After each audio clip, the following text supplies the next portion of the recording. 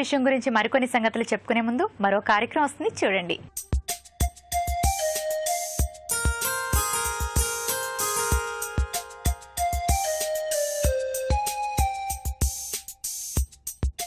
నమస్తే, ఆలన పాలన కార్యక్రమానికి స్వాగతం.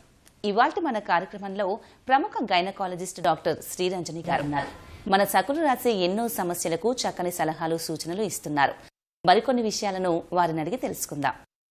నమస్తే డాక్టర్ గారు. నమస్తే. ఎలా ఉన్నారు? బాగున్నాను. నువ్వు బాగున్నావు? నేను చాలా బాగున్నానండి. మనకు ఒక సఖి తన సమస్యని లెటర్ గా రాశారు, చదవమంటారా? చదవండి.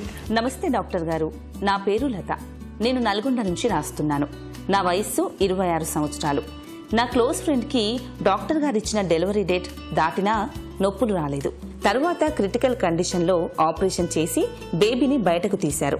నా సమస్య ఏంటంటే నాకిప్పుడు 7వ నెల. నాకు కూడా ఇలా జరుగుతుందేమో అని భయంగా ఉంది. అసలు నొప్పులు రావడానికి ఇంజెక్షన్ ఇస్తారంట కదా, ఎందుకు ఇస్తారు? దీనివల్ల ఏమైనా ప్రాబ్లమ్స్ ఉంటాయా? నాకు డెలివరీలో ఇలాంటి ప్రాబ్లం రాకుండా ఉండాలంటే ఏం చేయాలి? దయచేసి నాకు ఒక మంచి సలహా ఇవ్వండి అని అడుగుతున్నారు. యూజువల్లీ ఇప్పుడు మనము ప్రెగ్నెన్సీ చూసుకున్నట్టయితే 280 డేస్ అంటే 40 వారాల వరకు ఇస్తామన్నమాట. ఇప్పుడు ఆ అమ్మాయి చెప్పినట్టు నెలలు నిండినాక కూడా నొప్పులు రాలేదు అని అన్నారు కాబట్టి అంటే ఆ 280 డేస్ అంటే మనము అమ్మాయి లాస్ట్ మెన్స్ట్రల్ పీరియడ్ బట్టి తనకు డేట్ క్యాలిక్యులేట్ చేసి ఇస్తాం. ఆ డేట్ తర్వాత పిండం అంటే నొప్పులు రాని పక్షంలో మనము ఈ కృత్రిమ పద్ధతుల ద్వారా ఎప్పుడైతే నొప్పులు తెప్పిస్తామో దాన్ని ఇండక్షన్ ఆఫ్ లేబర్ అంటారు. అంటే నొప్పులు వచ్చేటట్టు చేస్తామన్నమాట. ఈ నెలలు నిండినా నొప్పులు రాలేదు కాబట్టి అంటే 280 డేస్ తర్వాత కూడా మనం 8 డేస్ అంటే 288 డేస్ 41 వారాలు నిండా వరకు నొప్పులు రాని పక్షంలో ఈ పద్ధతులు చేస్తాం. అదొక్కటే. అంటే ఆ అమ్మాయికి క్రిటికల్ అయింది అన్నారు కదా, అంటే నొప్పులు యూజువలీ సహజంగా అందరికీ అంటే 9 పడ్డాక 2 వీక్స్లే 80-81% ప్రెగ్నెంట్ లేడీస్కి నొప్పులు వస్తాయి. లాస్ట్ ఒక 3 నుండి 4% మందికే ఇట్లా నెలలు మొత్తం నిండిపోయినాక కూడా నొప్పులు రావు. నొప్పులు రాని అంటే నొప్పులు రాలేదు అని అంటే ఆ బేబీ అంటే ద్వారం సరిగ్గా లేదేమో, లేదా పిండం అంటే ద్వారము పిండము ప్లస్ మన హార్మోన్స్ అన్నీ రెడీగా ఉన్నప్పుడే నొప్పులు వస్తాయి. ఇప్పుడు ఈ అంటే అమ్మాయికి నిండా నెలలు మోసినాక కూడా నొప్పులు రాలేదు కాబట్టి వారికి ఇంజెక్షన్ వేసినారు కదా, మీరెందుకు వరి అవుతారు లత?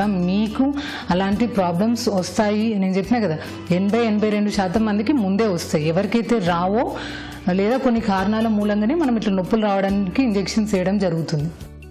మరి డాక్టర్ గారు, ఈ నొప్పులు రావడానికి ఇంజెక్షన్ ఎందుకు వేస్తారు? ఎవరెవరికి వేస్తారు? Usually very common. అంటే మనం ఎక్కువగా చెప్పుకునేది ఈ అమ్మాయి చెప్పింది, నెలలు నిండినాక కూడా ఎవరికైతే నొప్పులు వాళ్ళంతటా వాళ్ళకు నొప్పులు రావో అప్పుడు మనం ఈ నొప్పులు రావడానికి మెడిసిన్ వేయడము లేదా ఇంకా వేరే పద్ధతులు ఉంటాయి, ఆ పద్ధతుల ద్వారా చేయడం జరుగుతుంది. అంటే ఎవరైతే పోస్ట్ డేట్స్ తర్వాత మాయకు రక్త ప్రసారణ తగ్గి బేబీ లోపల చనిపోయే అవకాశాలు ఎక్కువ. ఈ రీజన్ మూలంగా మనము డెలివరీ చేయాల్సిన అవసరం ఉంటుంది. నెక్స్ట్ ఈ కొంతమందికి నెలలు నిండక ముందే అంటే 7వ నెలల 8వ నెలల 9వ నెలల ఈ నీరు వెళ్ళిపోతుంది. అంటే నొప్పులు రాకముందే నీరు వెళ్ళిపోయినా కూడా ఈ అంటే లైక్ ఒక 24 అవర్స్ దాకా వెయిట్ చేస్తాం నొప్పులు రావడానికి. అదే ఎస్పెషల్లీ ఇప్పుడు మీరు 8వ నెలలనే ప్రాబ్లం అయింది అనుకోండి, ఆ బేబీ బాగుండడానికి లంగ్ మెచ్యూరిటీకి స్టెరాయిడ్స్ అట్లా ఇచ్చి నొప్పులు రావడానికి వెయిట్ చేస్తాం. వాళ్ళంతటా వాళ్ళకు నొప్పులు రాకపోతే ఇంజెక్షన్స్ కవరేజ్ అయిపోయాక పిండం బాగుంటుంది అనుకున్నప్పుడు మనం ఈ ఆర్టిఫిషియల్ మెథడ్ ద్వారా ఇండ్యూస్ చేయడం జరుగుతుంది. నెక్స్ట్ ఇప్పుడు కొన్ని ప్రాబ్లమ్స్ ఉంటాయి. ఏదైతే ప్రెగ్నెన్సీ ఇంకా కంటిన్యూ అయితే అయితే తల్లికి కానీ పిండంకి కానీ ప్రమాదం ఉంటుంది.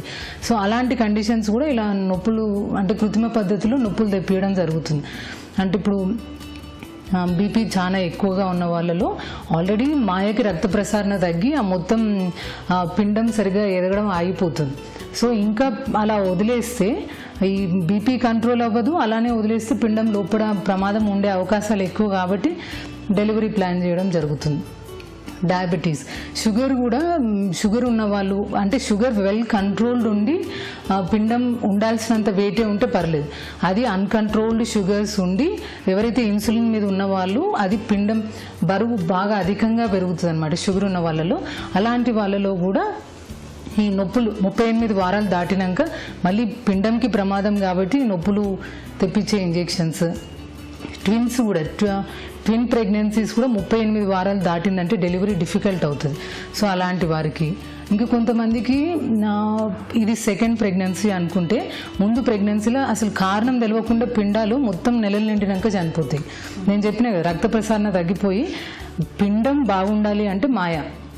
సో ఏదైనా మాయల ఇన్ఫెక్షన్స్ కానివ్వండి లేదా రక్త ప్రసరణ తగ్గిపోయి ఉన్నట్టయితే పిండం ఇంతకు ముందు ప్రెగ్నెన్సీలో చనిపోయిన కేసెస్లో ఇంతకు ముందు ఇప్పుడు 39 వారాలకు చనిపోయింది అనుకోండి, ఒక వారం ముందే ఇట్లా నొప్పులు తెప్పియడం చేయడం అంటే మనకు కారణం తెలియదు. బట్ ఇప్పుడు మళ్ళీ వదిలేస్తే ఆ రిస్క్ రిపీట్ అయ్యే అవకాశాలు ఎక్కువ కాబట్టి నొప్పులు తెప్పించి వాళ్ళని డెలివరీ చేస్తాం.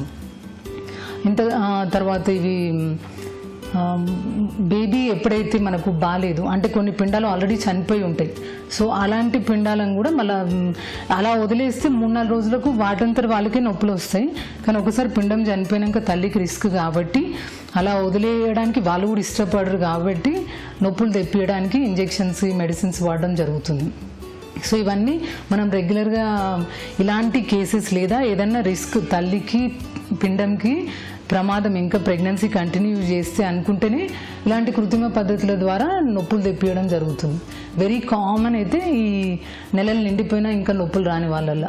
మరి డాక్టర్ గారు లత గారు కూడా ఈ విషయంలో చాలా భయపడుతున్నారు కదా, మరి డెలివరీ సాఫీగా సాగుతుందంటారా? అమ్మ లత, ఇప్పుడు వచ్చిన అంటే ఇప్పుడు కొత్త ట్రీట్మెంట్స్ మొడాలిటీస్ ఇప్పుడున్న టెక్నాలజీ కూడా మీరు ఇంత భయపడితే ఎలా?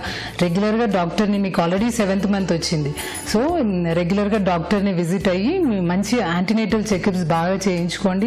ఏదైనా ప్రాబ్లమ్స్ ఇప్పుడు నేను చెప్పిన ప్రాబ్లమ్స్ ఉన్న వాళ్ళకే ఇలాంటి ఏమన్నా ముందు చేయడము లేదా ఇంకేమైనా ప్రాబ్లమ్స్ అయ్యే అవకాశాలు ఉంటుంది. కానీ అసలు ప్రెగ్నెన్సీ బాగా చూయించుకొని సరిగ్గా ట్రీట్మెంట్ తీసుకొని హెల్దీ డైట్ తిన్న వాళ్ళకు ప్రెగ్నెన్సీ టైంలో ఎలాంటి ప్రమాదం జరగదు.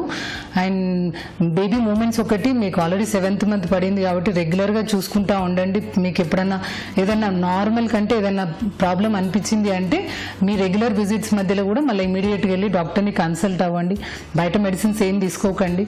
సో తీసుకోవాల్సిన జాగ్రత్తలు ప్లస్ రెగ్యులర్ చెకప్ ప్రెగ్నెన్సీకి ఎటువంటి ప్రాబ్లం లేకుండా చేస్తుంది. ఓకే డాక్టర్ గారు, లత గారికి మంచి సలహాలు సూచనలు ఇచ్చారు. ధన్యవాదాలండి. Thank you. ఇదండి ఇవాల్టి ఆలనా పాలన కార్యక్రమం. మరొక కార్యక్రమంలో మళ్ళీ కలుద్దాం. అంతవరకు సెలవు. నమస్తే.